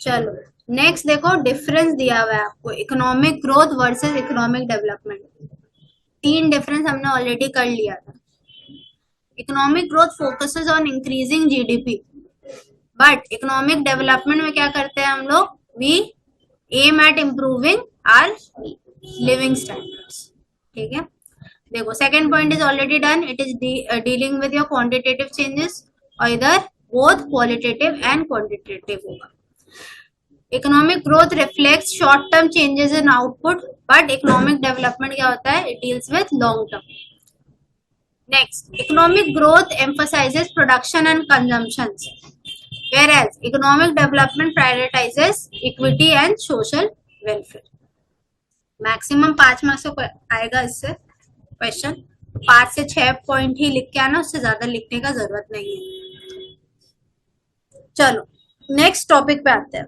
that is your meaning of under developed economy under developed economy किसको बोलते हैं डेवलपिंग इकोनॉमी को हम लोग अंडर डेवलप्ड भी बोलते हैं जैसे इंडिया ठीक है अच्छा basic characteristics of Indian economy में आते हैं पहला है लो पर कैपिटा रियल इनकम लो पर कैपिटा रियल इनकम मतलब हम लोग जितना भी बोल ले ना कि हम लोग का इनकम इंक्रीज हो रहा है but at the end of the day हम लोग देखेंगे ना कि the rich are becoming richer and the poor are becoming poorer क्योंकि जब हम लोग को बोला जाता है कि आप इनकम निकालो तो पुअर के लिए क्या हो जाता है नेशनल फॉर्मूला क्या हो जाता है national income divided by your total population अगर आप ऐसे निकालोगे तो बताओ इंडिया का पॉपुलेशन कितना है बहुत ज्यादा अब क्या जितना पॉपुलेशन है उसमें तो बूढ़े लोग भी है बच्चे भी है और जवान भी है इन तीनों में से दो को निकाल दो बच्चे तो नहीं कमाते बूढ़े भी नहीं कमाते कौन कमाता है यंगस्टर्स तो जो यंगस्टर्स है वो लोग कितना ही कमा लेता होगा तो क्या हो रहा है यहाँ पे अनइवन इनकम डिस्ट्रीब्यूशन हो रहा है तो बेसिकली ये जो बोला जाता है ना कि income is equally distributed this is basically a false concept ठीक है चलो next is high rate of population growth ये ऑलरेडी इट इज डन कि पॉपुलेशन अगर इंक्रीज होगा तो हम लोग क्या करेंगे we will be moving towards the backward side कभी भी हम लोग आगे नहीं बढ़ पाएंगे ठीक है because your kids your elders are not earning anything वो बेसिकली आपके ऊपर बोझ है अभी देखो जैसे फॉर एग्जाम्पल हम लोग के मम्मी पापा के लिए पापा इज अर्निंग या mummy is earning suppose both are earning ठीक है हम लोग एक बर्डन ही है क्योंकि वो लोग अपना खर्चा तो उठा ही रहे साथ साथ में क्या कर रहे हैं हमारा भी उठा रहे and we are contributing nothing ठीक है चलो next is your high rate of population growth अच्छा ये तो हो गया ना next is your endless loop of poverty ये क्या होता है एंडलेस लूप ऑफ पॉवर्टी जो मैं बोल रही थी कि जमाने से उसका पूरा खानदान पुअर ही हो रहा है क्यों क्योंकि जो पुअर लोग होते हैं उसके पास पैसा नहीं होता है और पैसा नहीं होता बट किड्स का जो पॉपुलेशन है बहुत ज्यादा होता है क्योंकि वो लोग पढ़े लिखे नहीं है वो लोगों को नॉलेज ही नहीं है जब किड ज्यादा है पैसा नहीं है तो वो पढ़ाएंगे भी नहीं अपने बच्चों को जब बच्चों को पढ़ाएंगे नहीं तो फिर वो लोग क्या रहेंगे अनस्किल्ड रह जाएंगे और फिर वही आपका 5,000 या 10,000 ऐसे करके कमाएंगे alright next is your agro based economy agro based मतलब क्या होता है एग्रीकल्चर और और भी बहुत कुछ आता है इसमें, जैसे फिशिंग, फार्मिंग, प्लांटिंग, ये सारा आता है आपको आपका अंडर एग्रो बेस्ड इकोनॉमी। तो यहाँ पे देखो बोला गया है कि 53% of the total populace, populace मतलब population, 53% of the total population हम लोग का किसके ऊपर डिपेंडेंट है, एग्रीकल्चर। और एग्रीकल्चर से मेरा कमाई कितना आ रहा है, सिर्फ 14%। तो ये क्या है, हम लोग के इकोनॉमी के लिए एक ह्यूज सेटबैक, ठीक है। Next is your over population, same as number 2, इसको वापस एक्सप्लेन नहीं कर रही हूँ।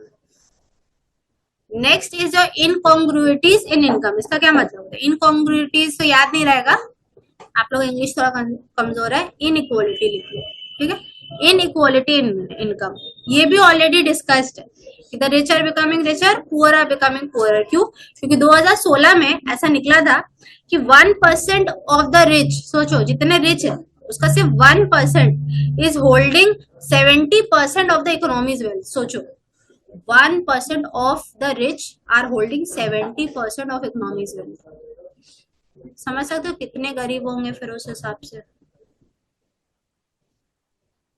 और जो पुअरेस्ट है, 50% जो पुअरेस्ट पीपल है, ठीक है, उसका इनकम सिर्फ इंक्रीज हुआ है बाय 1%। तो इंडिया का ये हाल है, इसीलिए डेवलपिंग ही रह गया, जिसको भी बोलते हैं अंडर डेवलप्ड, बेसिकली बोलने से सही रहता, ठीक है। चलो next is your destruction in capital formation. ये क्या है, डिस्ट्रक्शन मतलब जितना आपका जीडीपी फॉल होगा, अभी तो हम लोग जीडीपी इंक्रीज होगा ये बात कर रहे थे, अब मैं बात कर रही हूँ जब आपका जीडीपी फॉल होगा, जितना आपका जीडीपी फॉल होगा उतना क्या होगा, आपका बिजनेस फर्म्स का कैपिटल भी गिरेगा। और बिजनेस फर्म्स का कैपिटल गिरेगा मतलब आपका वेज जो आप दे रहे हो टू द लेबरर्स वो भी गिरेगा, राइट।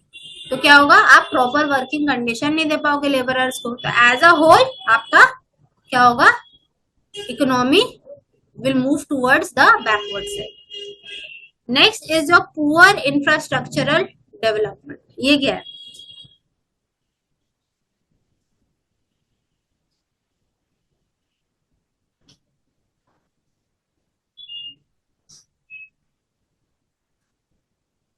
अभी जितने मैक्सिमम पुअर लोग का यहाँ पे बेसिकली बात हो रहा है कि वो लोग के पास प्रॉपर इंफ्रास्ट्रक्चर नहीं है in order to stay, proper electricity भी नहीं है उनके घर पे।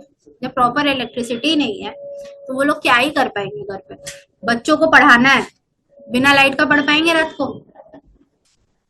तो यही बोला जा रहा है जब मैक्सिमम पैसा अगर रिच होल्ड करेंगे तो पुअर के पास तो पैसा ही नहीं आएगा।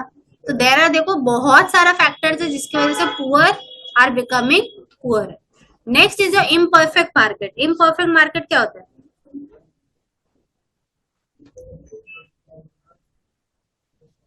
अब सोचो आपका बरसों से एक मार्केट में अपना शेयर है, मार्केट में शेयर है मतलब एक मार्केट में सस्टेन कर रहे हो, जैसे आपका बिस्किट मेकिंग का फैक्ट्री है, बिजनेस, आप बहुत सालों से इस मार्केट में, तो आपको कंज्यूमर का बिहेवियर, आपके पास एक होल्ड है कंज्यूमर का, कस्टमर्स का होल्ड, आपको पता है कि ये तो मेरे दुकान में आएगा, मेरे से ही लेके जाएगा, ठीक है। तो आपको कोई फियर नहीं रहता कि मेरे को कभी भी मार्केट से एग्जिट करना पड़े।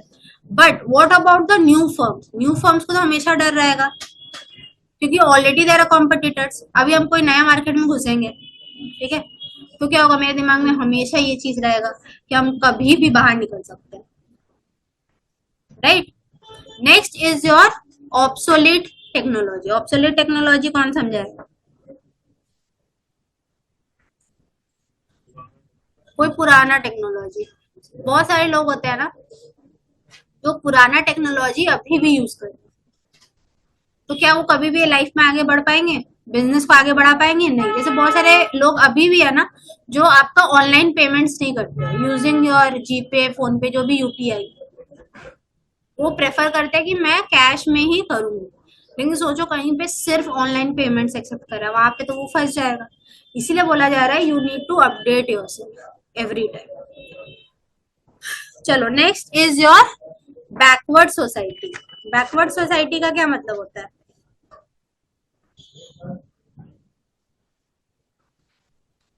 जैसे higher section of the society को आप ज्यादा प्रायोरिटी दे रहे हो।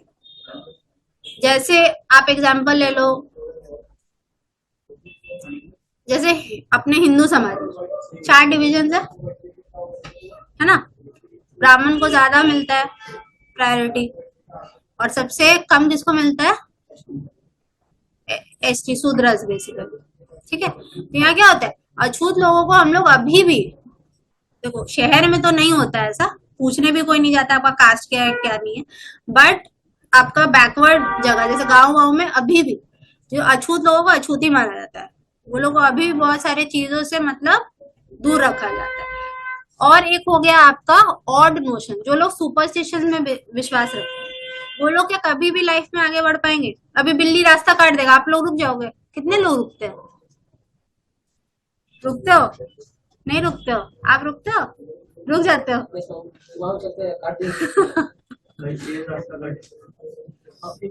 अरे शेर रास्ता नहीं काटेगा, आपको काटेगा। हाँ वो बड़ी बिल्ली है, राइट, बिल्ली कहीं तो फैमिली से आता है, राइट राइट। अच्छा, और कास्ट सिस्टम हो गया या male dominated society. Male dominated society का क्या मतलब होता है?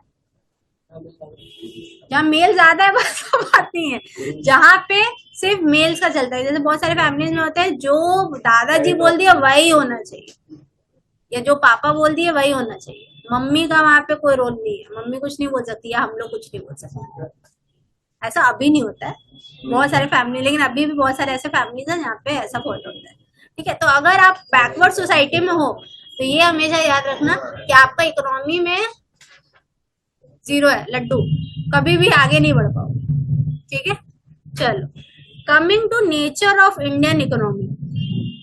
पहला है आपका डुअलिस्टिक स्ट्रक्चर। डुअलिस्टिक स्ट्रक्चर का क्या मतलब है? एक होता है उसमें ट्रेडिशनल सेक्टर, एक होता है मॉडर्न सेक्टर। ट्रेडिशनल सेक्टर में क्या होता है आपका, जो जैसे इंडिया अभी भी एग्रीकल्चरल इकोनॉमी बोला जाता है। क्यों? क्योंकि मैक्सिमम जो इनकम है हम लोग का कहाँ से आता है? एग्रीकल्चर से। ठीक है, तो एग्रीकल्चर और स्मॉल स्केल इंडस्ट्रीज जितना भी है वो क्या करते हैं, वो जीडीपी में बहुत लेस कंट्रीब्यूशन देते हैं, इसीलिए उसको बोला जाता है traditional sector. Coming to the modern sector. अब मॉडर्न सेक्टर का अगर आप बात कर लो, अगर वहीं आप एक मतलब किसान हो के आप एग्रीकल्चर मतलब खेत में काम नहीं करके आप सोचो एक सॉफ्टवेयर इंजीनियर हो, टीसीएस में काम कर रहे हो।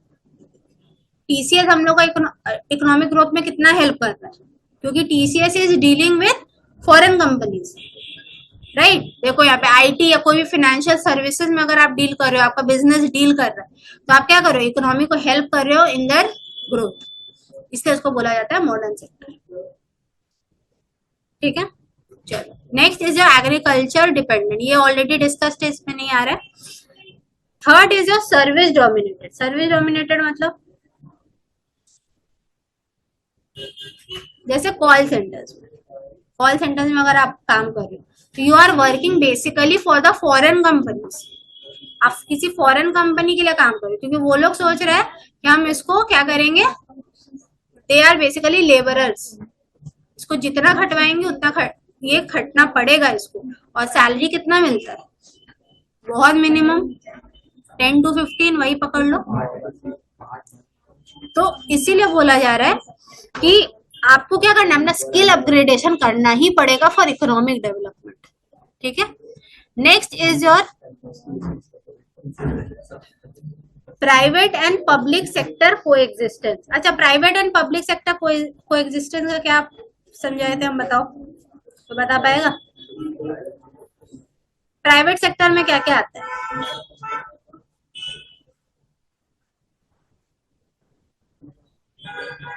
अभी तो बताया था ना कि पब्लिक सेक्टर पहले क्या होता था, पब्लिक कंपनी ज्यादा होते थे, मतलब गवर्नमेंट कंपनीज।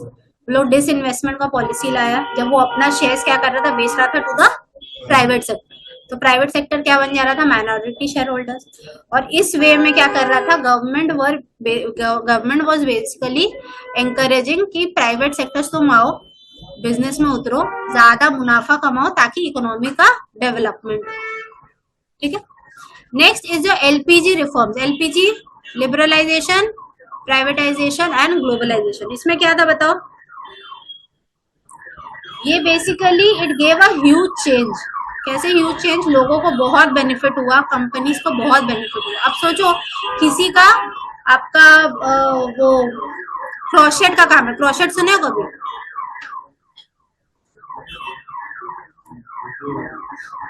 जैसे मेरे कपड़े में ये धागा का काम है, ठीक है, क्रोशेट का, ये तो सारा हैंडमेड है।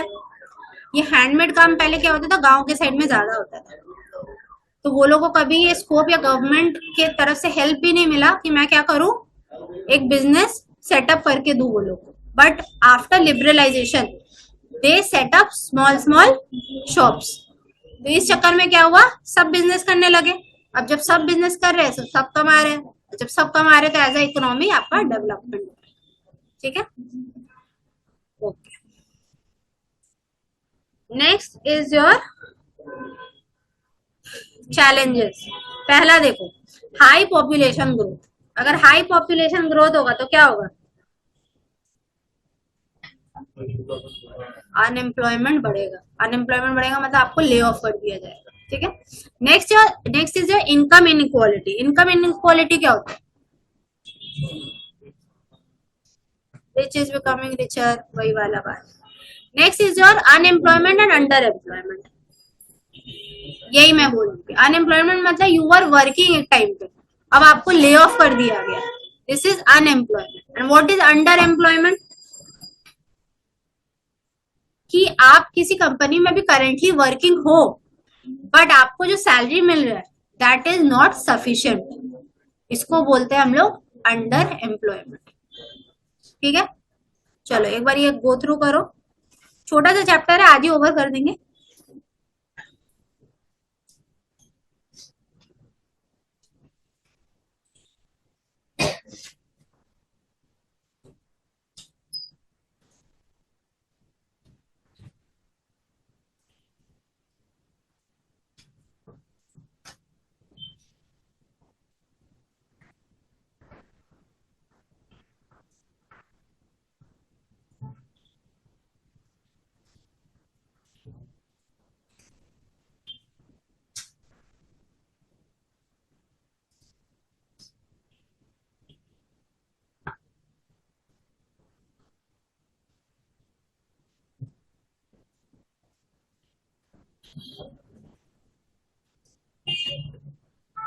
सेम 3 क्लासेस स्टार्ट हो गया क्या कॉलेज में? हो गया, भवानीपुर में हो गया आपका? वो सब चलता रहता है? कोई याद नहीं है। अच्छा, कोई आ नहीं रहा वो अलग बात है, क्लासेस से चालू हो गया। आप कौन से कॉलेज में? ठीक है, वो चालू हो गया।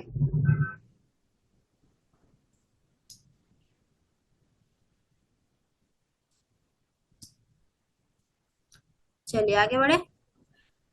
अच्छा, अब इंडिया का बात करते हैं। India a developing economy. इसका फीचर्स क्या है? सबसे पहला है ग्रोथ पोटेंशियल।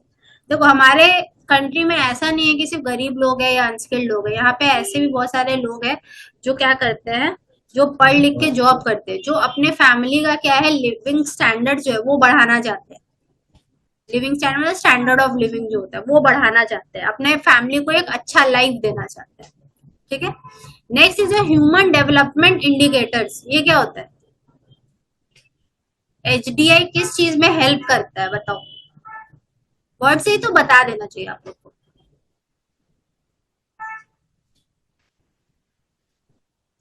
हम कैसे अपना लाइफस्टाइल बेटर कर सकते हैं, ये कौन बताता है? एचडीआई। ठीक है, next is your industrialisation. Industrialisation कैसे होता है? देखो अब जैसे आपके घर में सब चावल खाते हैं, सब खाते होंगे, ठीक है, तो चावल या सीधा जो खेत में हुआ वहीं से डायरेक्ट आता है आपके घर पे? नहीं, पॉलिश्ड राइस बोलते हैं, सुना होगा आपने, जब भी चावल मंगाए होंगे कभी सुना होगा, पॉलिश्ड राइस होता है। तो क्या होता है? एग्रीकल्चरल फॉर्म, मतलब खेत से वो क्या आता है, फैक्ट्री में, राइट, पॉलिश होता है। उसके बाद फैक्ट्री से क्या डायरेक्ट आ जाता है हमारे घर में? नहीं, हम लोगों को क्या चीज का जरूरत पड़ता है? ट्रांसपोर्टेशन का। वो ट्रांसपोर्टेशन आ जाता है आपका टर्शियरी सेक्टर में। तो हमने 3 सेक्टर्स देखो यहाँ कवर कर दिए। एक आपका एग्रीकल्चरल सेक्टर, फिर आपका हो गया secondary. Secondary was your factory वाला, industries. Third is your tertiary, जो आपका ट्रांसपोर्टेशन था। ठीक है, चलो, तो इन 3 सेक्टर में देखो कैसे जॉब का एम्प्लॉयमेंट बढ़ा है। एक एग्रीकल्चर में जो खेत में काम कर रहे हैं फार्मर्स, वो लोग भी पैसा कमा रहे हैं। फैक्ट्री में जो लेबरर्स काम कर रहे हैं वो भी पैसा कमा रहे हैं। जो ट्रांसपोर्ट करके जो बंदा लेके आ रहा है मेरे घर पे पॉलिश राइस, वो भी पैसा कमा रहे हैं। समझ आया? इसीलिए 3 सेक्टर्स में डिवाइड किया गया। Next is your poverty reduction. कैसे करोगे पॉवर्टी रिडक्शन? अब सोचो आपके पापा दादा का बहुत पैसा, अनाप शनाप पैसा, मतलब बेड के नीचे रख रहे हो एकदम गड्डी पे गड्डी। ठीक है, अब आपके दिमाग में आ गया, एक दिन आपने देख लिया पापा को रखते हुए बेड के नीचे बहुत सारा पैसा, तो आप सोच रहे हो कि हम इतना पढ़ाई कर ही क्यों रहे, क्या होगा पढ़ के, इतना तो पैसा है, आराम से मेरा जिंदगी कट जाएगा।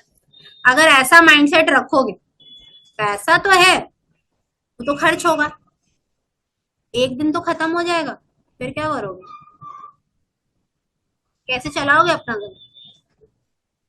इसीलिए यहाँ पे बोला जा रहा है कि इंडिया में, इसीलिए हेडिंग ही ऐसा था, इंडिया डेवलपिंग इकोनॉमी, कि लोगों को अपना माइंडसेट चेंज करने का जरूरत है। जितना भी पैसा है एक दिन तो खत्म हो जाएगा ना। चलो, next is your infrastructure development. Infrastructure development का क्या मतलब होता है? जब प्रॉपर रोड्स ना होने की वजह से क्या होता है, इंटरमीडियरीज कम पैसा देते हैं। जैसे फॉर एग्जांपल फार्मर्स जो भी पैसा कमा रहे हैं, जो भी सपोज क्रॉप्स उगा रहे हैं अपने खेत में, क्योंकि प्रॉपर ट्रांसपोर्टेशन नहीं है, जो इंटरमीडियरीज है, मतलब शहर से जो लोग जा रहे हैं फार्मर से डायरेक्ट डील कर रहे हैं कि तुम मेरे को 25 क्विंटल या 30 क्विंटल चावल मेरे को बेचो, मैं जाके शहर में तुम्हारे बिहाफ में बेच दूंगा। बट फार्मर्स को वो लोग बहुत कम पैसा दे रहे हैं और शहर में उसका डबल या ट्रिपल में वो बेच रहे हैं। तो यहाँ पे क्या कर रहे हैं, इंटरमीडियरी पैसा कमा ले रहा है प्रॉफिट में, और लॉस में कौन रह जा रहा है? फार्मर्स। समझ आया? यही एक्चुअल में यही होता है इंडिया में, कि फार्मर्स लॉस में रह जाते हैं और जो इंटरमीडियरीज है वो प्रॉफिट में, मतलब बेसिकली गेम खेल के निकलते हैं। ठीक है, चलो, next is your demographic dividend. ये क्या होता है? डेमोग्राफिक डिविडेंड का क्या मतलब होता है? डेमोग्राफी वर्ड से ही समझ गए होगे कि एक पर्टिकुलर ज्योग्राफिकल एरिया का हम लोग बात कर रहे हैं। इसका क्या मतलब होता है? कि आपको रीजन वाइज ये एनालाइज करना होगा कि कस्टमर्स को किस चीज का डिमांड हो रहा है, उस हिसाब से हम लोग क्या करेंगे, प्रोडक्ट्स बनाएंगे और बेचेंगे। ठीक है, अब जैसे फॉर एग्जांपल कैलकाटा में अगर मेरे को बिजनेस करना है तो सबसे अच्छा बिजनेस यहाँ पे कौन सा चलता है? नहीं पता? कपड़े का। कपड़ा मतलब कौन सा, ये बताओ। चलो, कॉटन का या वुलन का? कॉटन का ही चलता है क्योंकि यहाँ का climate is humid 10 months, approx 10 months. अभी थोड़ा हल्का हल्का ठंडा है, पर मेरे हिसाब से कैलकाटा में कपड़े से ज्यादा खाने का बिजनेस बढ़िया चलता है, वो भी स्ट्रीट फूड, है ना। अब एक मोमो का ठेला खोल लो, बहुत बढ़िया चलेगा।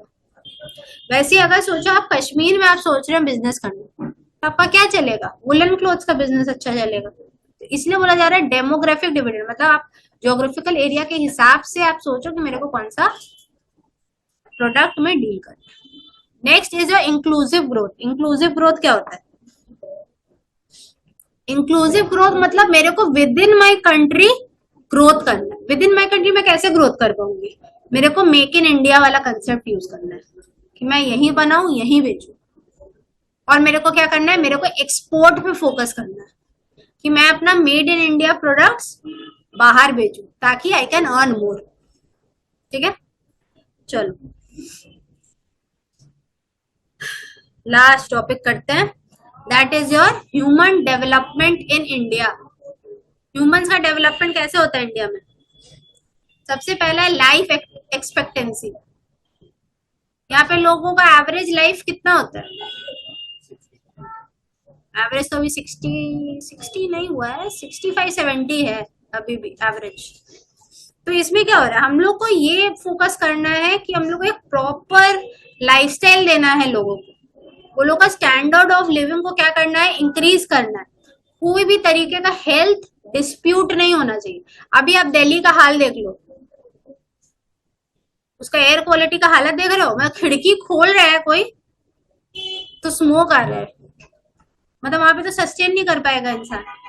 तो उस केस में क्या होगा, वहां पे लोगों का लंग्स खराब हो जाएगा। अगर लंग्स खराब होगा तो हेल्थ डिटोरिएट होगा। तो क्या वो लोग का लाइफ एक्सपेक्टेंसी 70 जाएगा? पता चला 40 या 50 में सलट गया। ठीक है, तो हम लोग को हमेशा ये फोकस करना है कि मेरे को अपने देश के लोगों का कैसे लाइफ एक्सपेक्टेंसी बढ़ाना है। Next is your education. Education पे ज्यादा बात नहीं करेंगे, पढ़ाना है अपने बच्चों को, आप लोग को अच्छे से पढ़ना है और सिर्फ बीकॉम करके नहीं छोड़ना है। ठीक है, चलो नहीं, बहुत सारी चीजें, जरूरी नहीं है सीए करना है। अपना बिजनेस करो, हम तो कभी भी जॉब करने के लिए नहीं बोले। अपना बिजनेस करो, अपना पैसा कमाओ, उसका बात ही अलग होता है। इन्वेस्टमेंट के लिए क्या है, थोड़ा सा इन्वेस्टमेंट का जरूरत है, पापा दे देंगे। पापा को पटा के रखो, बोले वो नहीं दे। अच्छा, next is income levels. Income levels का अगर मैं बात करूं तो जैसे आप लोग का इंश्योरेंस कराया हुआ है, लाइफ इंश्योरेंस होता है, मेडिकल इंश्योरेंस, दोनों करवाया हुआ है अभी से। अब जैसे देखो, लोग अपना लाइफ इंश्योरेंस और मेडिकल इंश्योरेंस करवाते हैं, वैसे ही एग्रीकल्चर में आपका फार्मर्स क्या करते हैं, अपना क्रॉप्स का इंश्योरेंस करवाते हैं। सोचो एक साल बहुत बारिश हो गया तो उसका फसल तो खराब हो गया, तो एटलीस्ट अगर आपका इंश्योरेंस करवाया हुआ है तो कुछ तो इंश्योरेंस कंपनीज पैसा देगी उसको रिकवर करने का, जो फार्मर्स ने लॉस फेस किया। तो यही होता है आपका इनकम लेवल, लेकिन उसके लिए इनकम लेवल भी अच्छा होना चाहिए। सबको इंश्योरेंस नहीं मिलता, और आपके इनकम के हिसाब से आपको इंश्योरेंस मिलता है। अगर आपका इनकम ही नहीं है तो आप प्रीमियम कितना भरोगे? Premium is basically instalments. Next is your health. Health क्या होता है?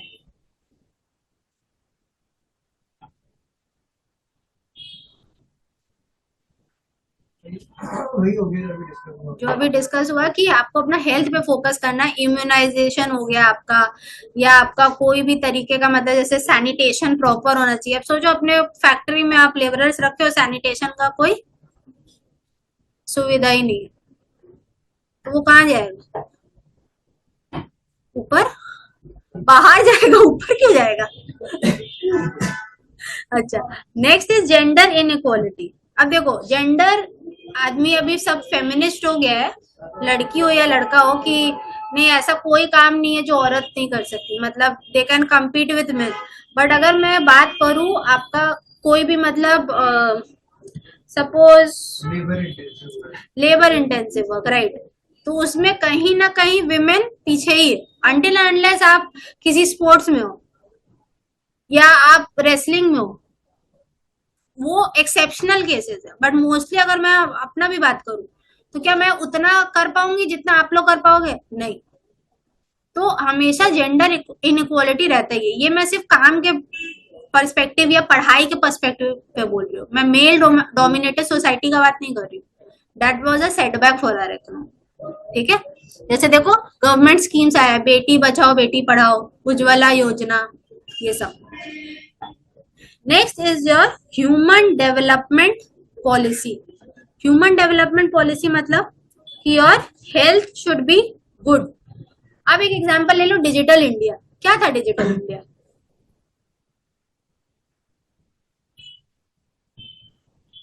डिजिटल इंडिया मतलब everything you are doing with your mobile phone या लैपटॉप। अरे जैसे यूपीआई पेमेंट, अभी आपको फीस पेमेंट करना है तो एजीसी को कैसे फीस पेमेंट करोगे? सर नंबर भेजते हैं, आप क्या करते हो? पेमेंट करते हो, स्क्रीनशॉट भेजते हो, तुरंत हो गया, विद इन सेकेंड्स काम हो गया। This is digital India. ठीक है, अब जैसे पीएम जनधन योजना, ये क्या था? अब ये सब याद रखो, ये पूरा इको में यही सब आने वाला है, सब नीति आयोग के अंदर का चीज है। पीएम जनधन योजना क्या है?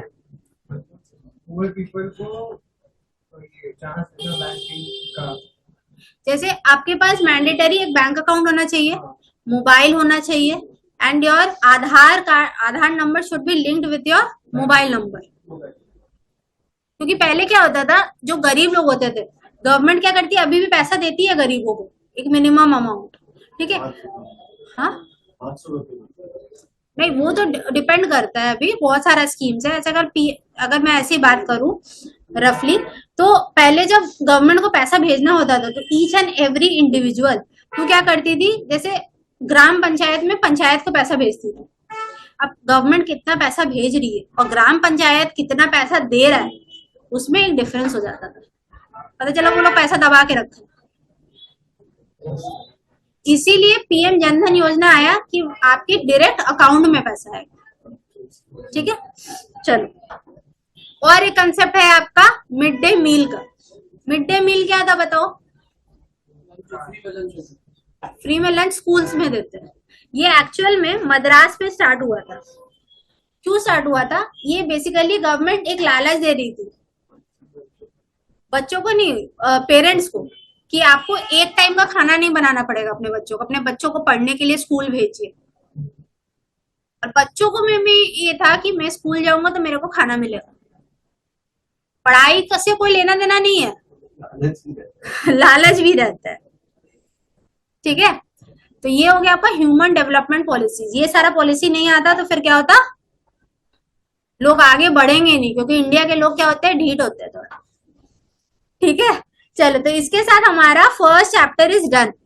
नेक्स्ट डे हम लोग आगे बढ़ेंगे। अब सोचो 4 चैप्टर है पूरे सिलेबस में, ठीक है। 4 दिन नहीं नहीं, ये तो छोटा चैप्टर था फर्स्ट वाला, सेकेंड थर्ड और फोर्थ 3 चैप्टर बचा हुआ है। 75 मार्क्स का पेपर है ये, और ये होम सेंटर में ही होता है।